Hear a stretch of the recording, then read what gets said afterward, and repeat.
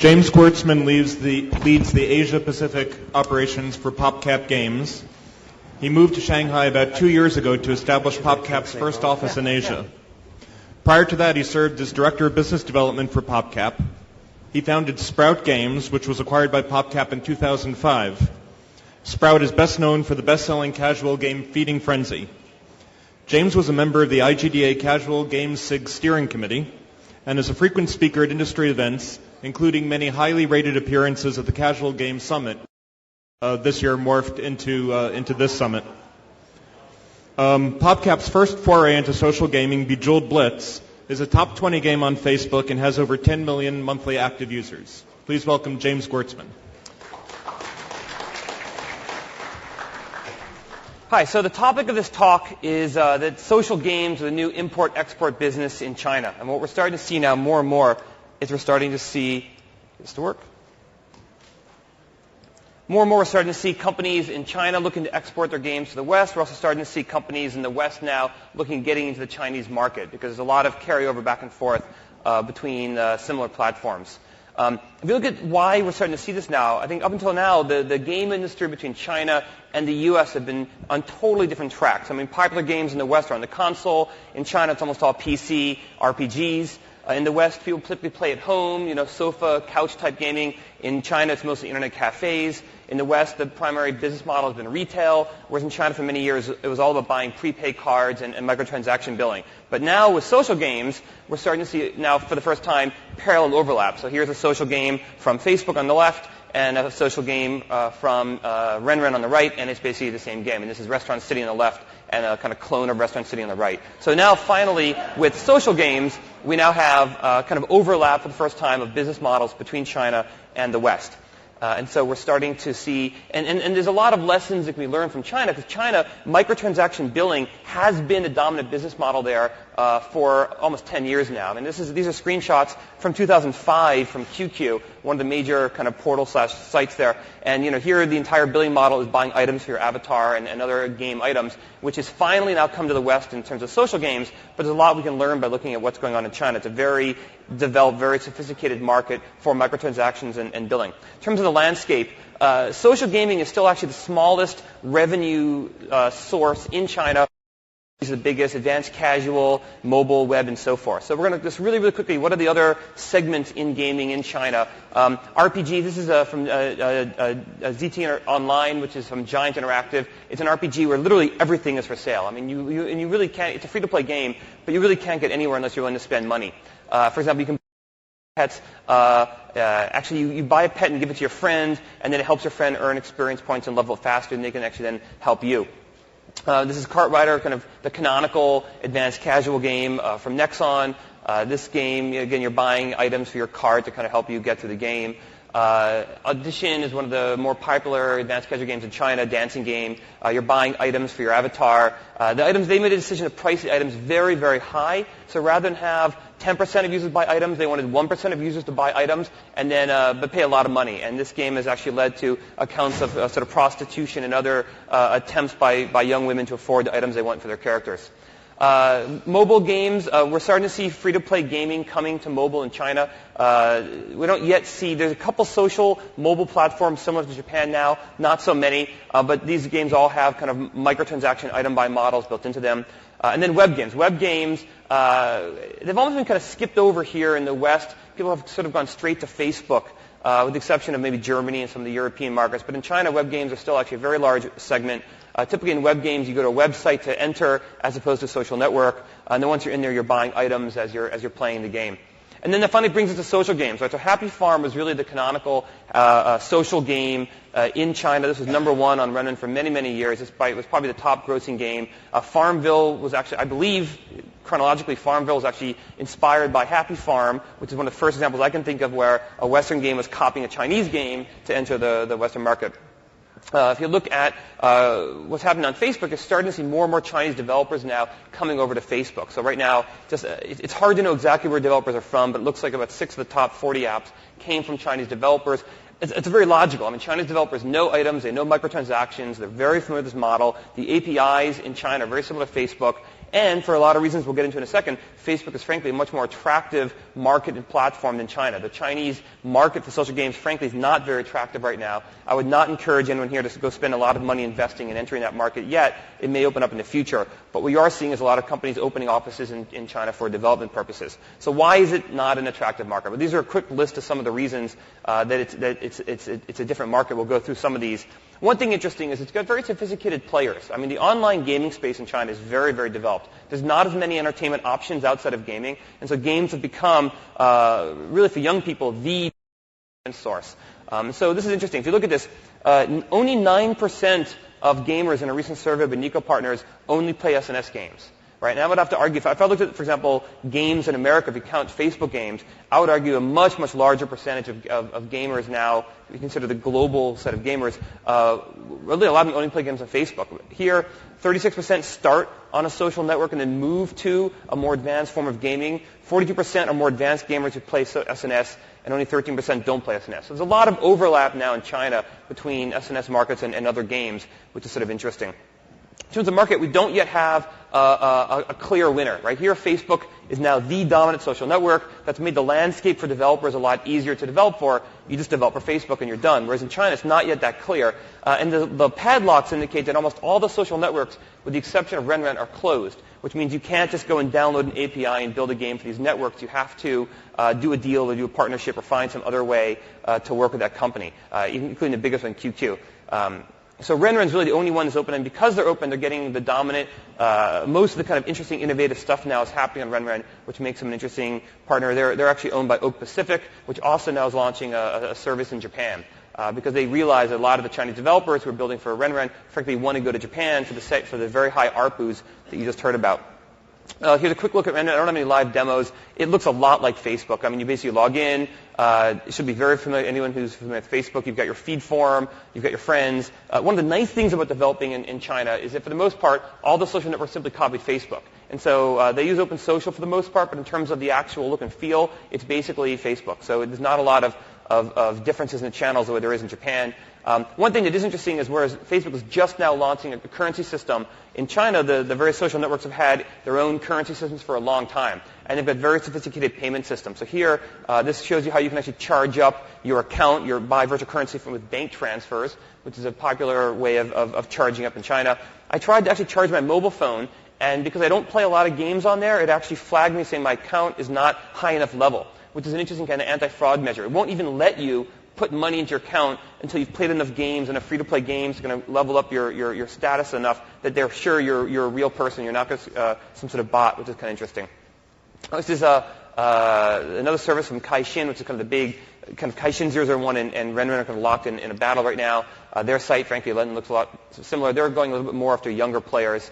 This is a new one from Sohu that's explicitly going after white collars or kind of professionals. And one thing that's interesting about their service, which looks very similar, is they actually have a boss function. So if you're playing a game and you hit F9, it goes right to this page. And so if your boss walks by in the office place, you can go right to this, which is a common occurrence. And they actually have a lot of stress-relieving games. These are all basically kill the boss games. So they have a bunch of apps specifically going after their audience, which is white-collar workers. QQ is like, it's hard to explain how big QQ is in China. I mean, QQ is the big 8,000-pound gorilla in China.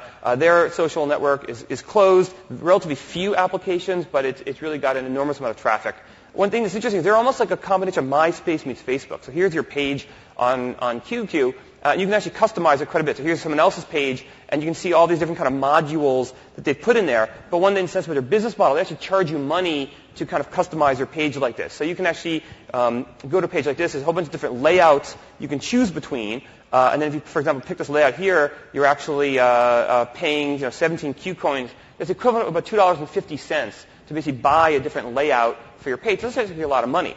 But the layouts are very funky. And you actually buy decorations for your page. And then so this like firework effect there, that's an example of like a decoration you can buy for your page. So when your friend visits your page, they're seeing these kind of cool decorations going off.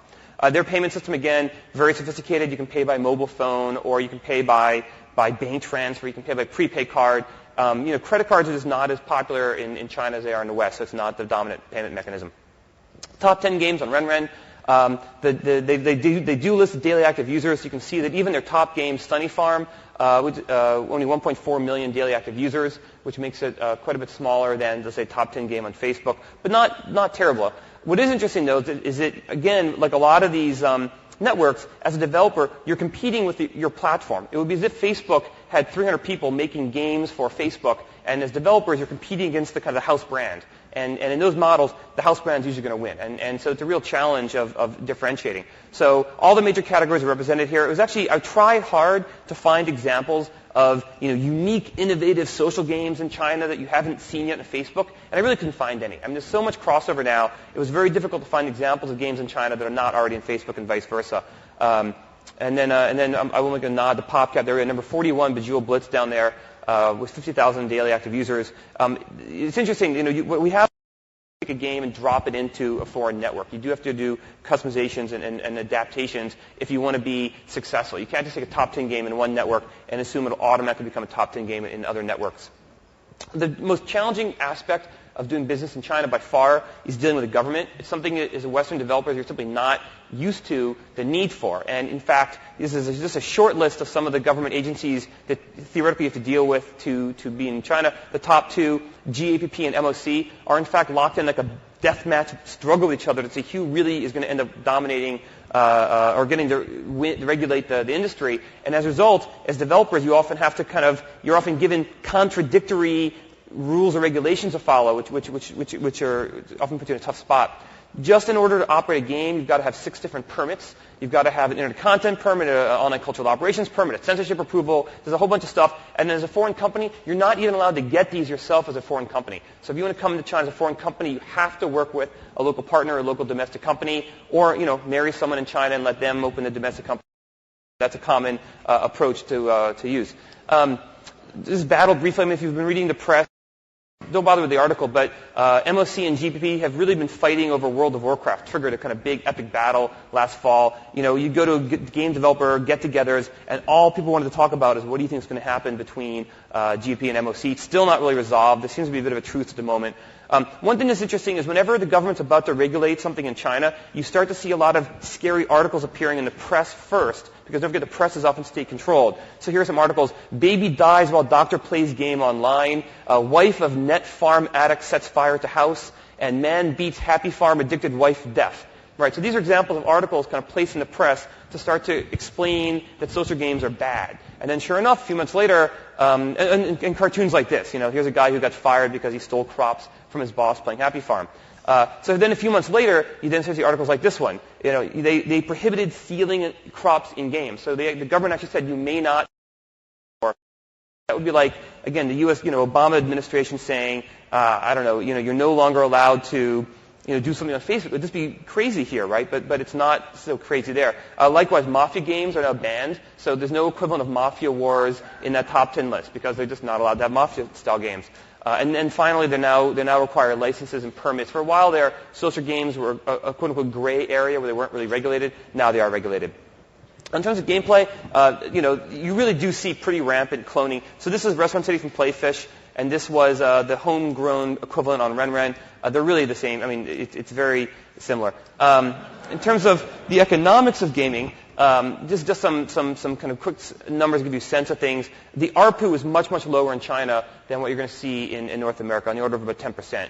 And so, a top grossing game, a top 10 game, we're only talking on the order of 50 to 100,000 US per month, right? So $1 million per year, which is not, you're not going to get, the kind of giant numbers we've been hearing about in Facebook.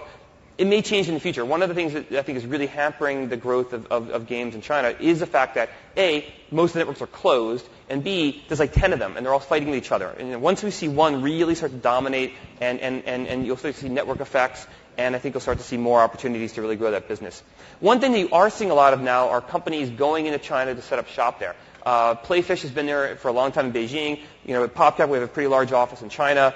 I just met some folks from Slide at a mixer the other day in Shanghai. They've got a 20-person office there now. Rumor has it Playdum's thinking about entering there. So I think you are seeing a lot of social companies entering China as to build games there, which is certainly common. So for anyone here who's thinking of doing that, I created a really simple 9 easy steps to opening a company in China. It's very simple. Buy a one-way ticket. Find yourself a good lawyer. Get an office. There's a ton of paperwork you've got to do. It literally takes, to stack a file, documents you file to open what's called a WFI, wholly foreign-owned enterprise in China, is what that tall. So you file it all out. While you're filing out, you need a really good English-speaking assistant to basically help you manage all the millions of regulations you're going to find in China. You have to open a bank account to wire money in. You transfer in your money. It's called registered capital. Once it's in there, you're allowed to start spending it on your operation. You wait. It takes about 3 months to get all your paperwork done. And then you're legit. You can start hiring employees. Very, very simple. That's all you got to do. So don't sweat if you are thinking about going into China and opening an operation. Just a couple notes and observations. One thing we're starting to see is some really interesting hybrids and crossovers. So we're starting to see, for example, here's a web game embedded in RenRen. So you're starting to see web games going into social networks, and you're starting to see social networks going into web games. So here's a popular web game where you, guess what, plant crops in order to get ingredients which you use to level up your weapons and so on. And so you're definitely seeing kind of that kind of crossover. A quick run-through of some of the top games on RenRen. It's very hard to get numbers from the other services, so we're just going to use RenRen here. So this is a office promotion game where you're basically living life in an office. And some things you're doing here. You are, this is kind of the main UI screen, shopping for your house in the game. Most of these games have dual currency systems. So in the top, you can see they have a coin, which is a currency you earn, and in this case, a gem, which is a currency you actually pay for. The car shop, where you're buying cars, you can see that I'm not even sure what car it is you're actually paying cash for. Maybe it's a Buick. In China, Buicks are really huge, as opposed to in the West where they're not. It's a car shop, item shop, where you're buying different items for your life. Lucky draws are very popular in China. Almost every game has some sort of mechanic where you have something to do that inspires luck, whether it's buying a treasure chest and opening it and seeing what you're going to get. So here's a kind of lucky draw card, and if you get what you're drawing for here is a special bonus at work. There's a lot of mini games that you can play kind of in your virtual life in the office. It's kind of weird. Think of the meta game here. You're probably playing this at your office, playing a game where you're at an office, and here you're playing a mini game in the game you're playing in your office. So it's kind of interesting level there. Another game is a hospital game. I believe hospital games have now made it to Facebook, so this is not going to be so crazy. But again, one thing you do find in China is people are really mean to each other. I'm not sure where this is really coming from, but most of the most popular games on these social networks all have features where you really are just mean to your friends. This is not strangers. So here you have a hospital. You can actually do bad things for your friends. So for example, if you look at the bottom corner, those are all you can actually plant a bomb in their hospital. You can you can fire the nurses. You can disrupt the power. You can sneak in and break things. It's not a very nice thing to do to someone's hospital. Item shop, again, they all have item shops. Most of these items accelerate the game. So the whole notion of kind of speeding up the gameplay or timing is very popular in these games. This is a kind of a apartment game where you're decorating an apartment. When you start out, it's pretty empty. Decorate it, make it fancier. People then move in. The more fancier your apartment, the more rent people will pay you, and then you can kind of level up. Again, avatar, item shop, furniture you're buying for your house, and you can kind of level up your entire hotel as you become higher up. This is a curious game. I'm having trouble really understanding this one. It's on QQ. It's actually a card collection game. So you collect these cards, and if you get the entire set, this is the wedding card set. If you manage to collect the entire set of cards, you can kind of cash it in for the actual items for your avatar. And so it's got the combination of collection mechanic, lucky draw mechanic, and then you basically take your card set and you basically put it in this fire and you kind of bake it for a few hours. And what you get back is the actual items you can then equip yourself with, and you can trade them or keep them for yourself. Pretty cool. In general, one of the notes that one of the developers in our office, I was going around the whole office. I can't read Chinese, and so I have to admit my staff helped me a lot in this presentation. I was going around saying, "Hey guys, what would what should I say about social games in China?" And the overwhelming message was they're much more complicated than Facebook. A single game will have all the mechanics. You'll have quests, you'll have collection mechanics, you'll have stealing, you'll have helping, you'll have friends and guilds, and all sorts of crazy stuff. So, which brings us back to kind of Happy Farm. You all remember the stealing mechanic, and of course you can buy guard dogs for your farm, and the guard dogs prevent the stealing from your friend. And these, you notice, you pay cash for. So you can steal for free, but you pay cash for the guard dog. Decorating your house. Another kind of city decoration game. Here you can actually see quests, where you do quests in your neighborhood. The quests give you not just achievement points, but also coins and experience. You get fancier neighborhoods. This is earning more income in your house, and then finally so forth. There are one thing we don't see a lot of on Facebook is true multiplayer games. This is a multiplayer fishing game, very popular. You can actually have friends fishing in real time on a flash game in there.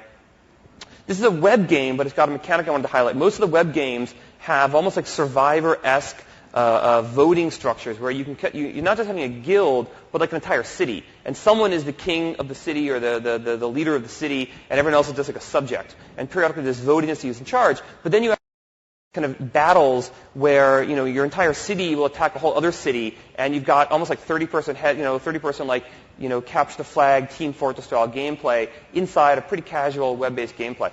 I haven't seen a lot of this yet on social games, and maybe it's because people want their social games simple, but I do think there's opportunities to do a lot more with kind of groups of players versus other groups of players, like my friends versus your friends. Let's see who's got a better set of friends in a deeper way than you see in Mafia. Arbitrarily pick people to fill in slots in your team, whereas we're actually doing real-time head-to-head play. So this is actually a voting page where you're voting to see who's going to be kind of the king. Another thing that's interesting, QQ has for many years had this thing called QQ Game, which is a downloadable client software with just a ton of multiplayer lobby functionality. And they've actually now moved to Flash on the web. So this is actually now basically the same mechanic, card game mechanic, with tables in Flash running in their social application as opposed to download client.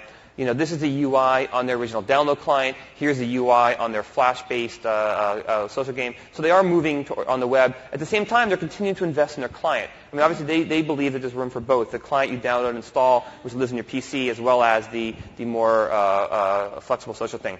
So just sort of in closing, we've been in China now. PopCap's been in China now for about 2 years. We've got a pretty big-sized office there. We're doing a lot of development, not necessarily for the West, but actually for Asia, and it's been a lot of fun. And I think we've all had a great time learning there. China is I don't know how many of you have actually been to China. Actually, show of hands, who's been to China? Okay, good sized group. Then you know that China is not what you read necessarily in the press. I mean, China is a very dynamic, aggressive, fast-moving country. I read a stack of books this tall about how to do business in China before I went there, and they were all written a few years ago about doing business in the automotive industry. And they're all things like, you must be patient. It will take a year to negotiate contracts in China, and you'll drink lots of tea. And when you do deals in game companies and online space in China, it is not that at all. It's incredibly fast-paced. And you go over there, and it feels like 1 week in like 1 week in China is like an entire month in America in terms of just how fast-paced it is. Maybe here in Silicon Valley it's a little different. I'm from Seattle, which is a slower-paced city. So with that, that's a quick run-through of what's going on in China. And I guess do we have time for David and I to? 6 minutes. Okay, so we have 6 minutes worth of questions for either myself or DC.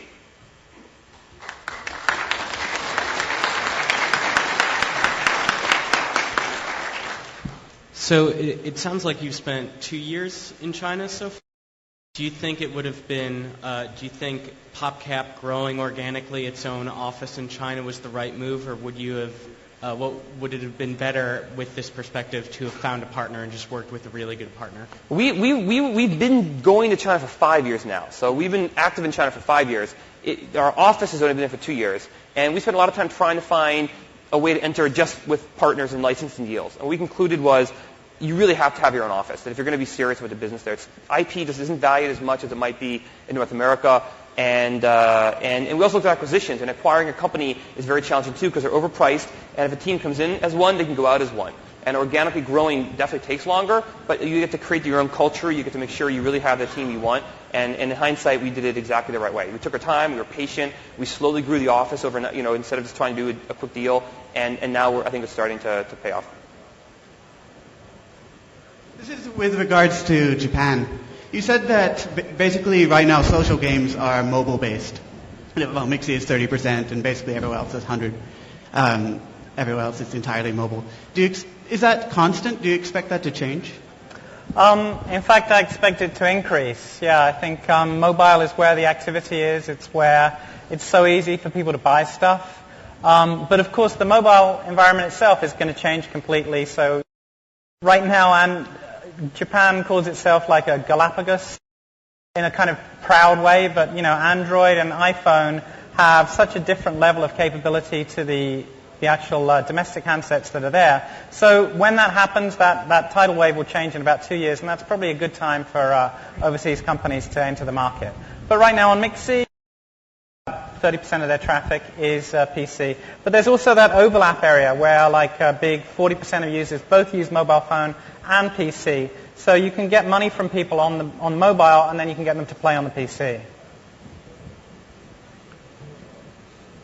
I have a question about the Japanese mobile games.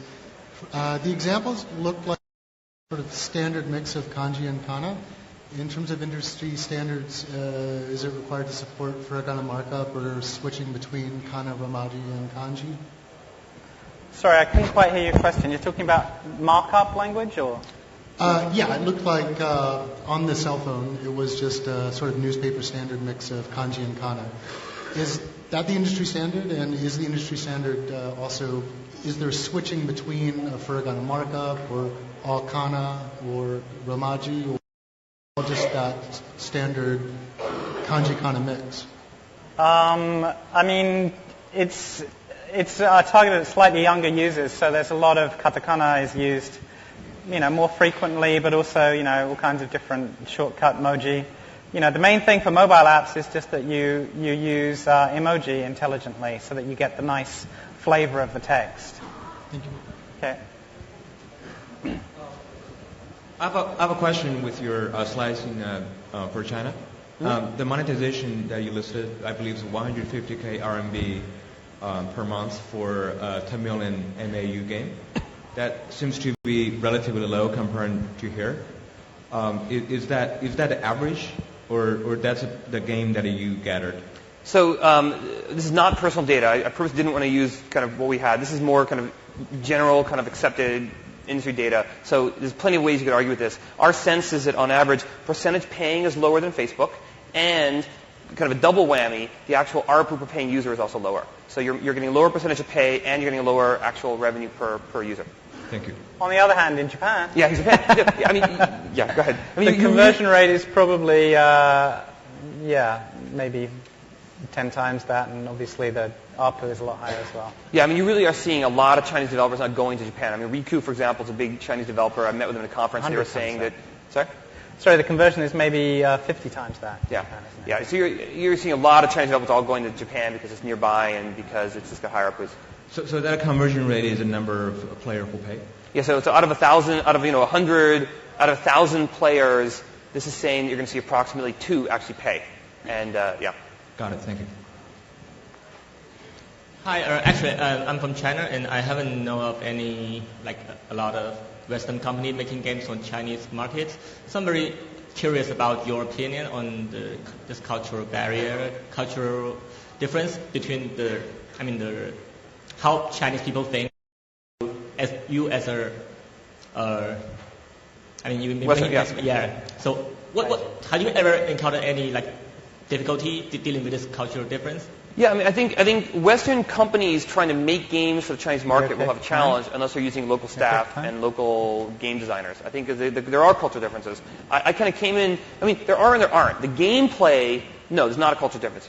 If you look at the games they're all copying the exact same gameplay from the West. So the gameplay is all the same. It's everything around the gameplay. It's the metagames. It's what you're actually paying for. It's the ways you can interact with the other users. Here it's more cooperative. There it's more competitive. And I think both developers in both markets have a certain amount of being kind of almost like tone deaf for the other. So you see, no Chinese developer has yet broken through the top 10 or top 20 on Facebook. And I think that's not because of quality. I think it's a lot of this is not quite understanding the audience, and vice versa going to China. I think it'll be before you really see true integration. I think it will happen eventually. The games, like I said, are similar. It really is just that audience. One more point. Do you think it's better to be a publisher hiring some Chinese developer, or just be a foreign developer doing games in China? Which way is my opinion? In terms of what's your goal? Better in terms of what? So because I'm not sure if your company is a developer or a publisher in China.